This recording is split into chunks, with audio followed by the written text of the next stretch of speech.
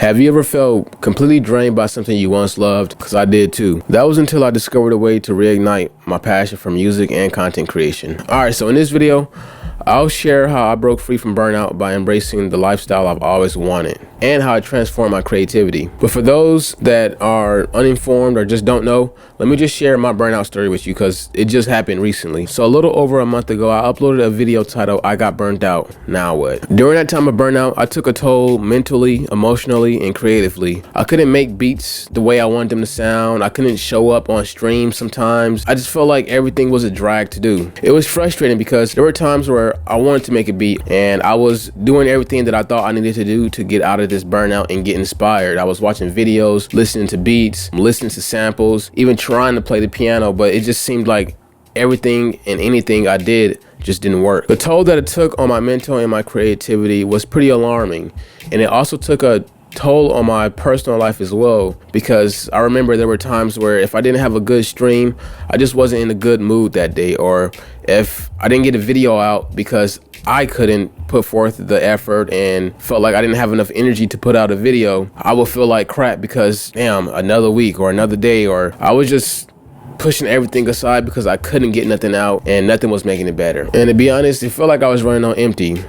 No matter what I did, I just couldn't find that spark that I once had. So that's when I realized I needed a change, because this is something that I want to do for the rest of my life. This is something that I'm going to have to be able to work around these droughts and burnout. So I decided to make a change. And instead of trying to change the style of music I make or what genre of music I listen to or trying to find a new artist, I decided to change something that I've never changed before. And that was my lifestyle. I decided to switch my mindset and wanted to make sure that I had fun outside of work. I had fun outside of music, because that's what I was depending on to be happy, to be positive, was music. As long as music was going good, I was feeling good. If the music was up, I was up. If the music is down, then I'm down. But I soon realized that that wasn't healthy, and that's not a good way to go about it, especially in a path that I'm taking. You know, I can't rely 100% on music to be happy. That's just not healthy. So I decided to make some changes to my lifestyle.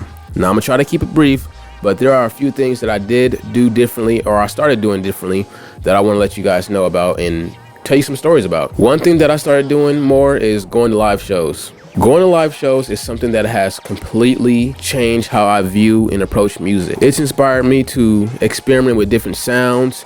It's inspired me to make music good enough to get a crowd moving. It's inspired me to make music that people can actually feel in their chest when the bass hits or a kick drum is thumping. Going to live shows has really helped me appreciate the art of music, because I've seen some stuff going to these shows. The venue that I usually go to is Scenario. It's a weekly event that takes place at the Love Song Bar in downtown LA every Wednesday night, and it's free. All right, so keep that in mind. It's free, ain't gotta pay nothing. And I've been going there for the past month, maybe a little over a month. I've been trying to go pretty consistently, and I've been chopping it up with other artists, DJs, producers, Daddy Kev, the person that does Scenario, and I've just been meeting a bunch of new people, new faces, and just really jumping into the culture, because that's pretty much what it is. It's a culture revolved around music, and by going to these live shows, I've been able to embrace that culture just a little bit more. And I'm not even gonna lie, like, it feels good to just sit there and vibe out to some music, blasting loud. Like, you ain't gotta worry about neighbors complaining, people hearing you, or you know, you can't play your speakers too loud because you might break them. Like, bro, going to these shows is a safe space for me. Like,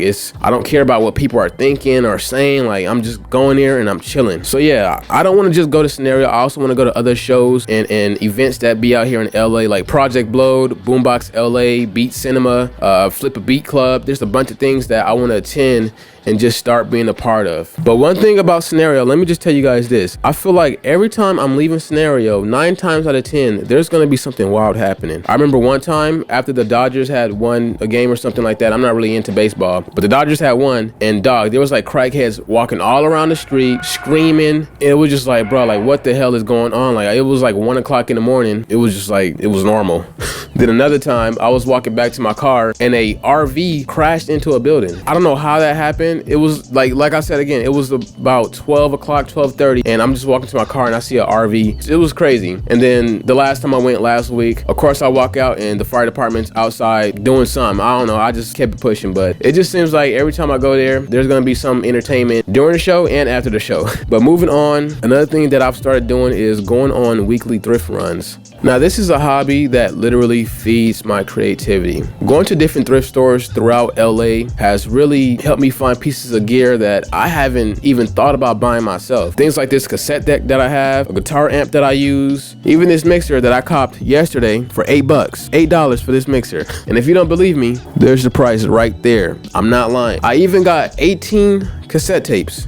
18 for 25 cents each and only pay like less than $5. Like, bro, thrifting has been something that has been feeding me, and now I have tons of cassette tapes to sample. That'll be in another video. But moving on, not just about cassettes and gear, but also finding clothing items, you know, like different hoodies, pants, polo shirts. Like, I remember when I was a kid, DB used to give me hand-me-downs. So he would give me like a polo shirt. He gave me like 1 or 2 polo shirts, a jacket, and bro, I used to rock them things and think I was the hardest kid in school with the polo gear. And I don't know where they're at today, but now that I'm older and I have a car and I don't have to rely on my uncle to give me stuff, and I can actually go out and do searching myself, I've been able to find clothes for the low just by looking, you know, just by going out and hunting. And thrift stores has really became a place where it's like an amusement park for me almost, besides Guitar Center, of course. But yeah, I've got tons and tons of different videos on my phone of my thrift runs and stuff that I would find and all kind of crazy stuff. But moving on, another thing that has been helping me stay motivated and creative is exploring new gear. A lot of you guys might know that I make beats on Ableton. That's what I started off on, and that's what I've made a majority of my videos based off of were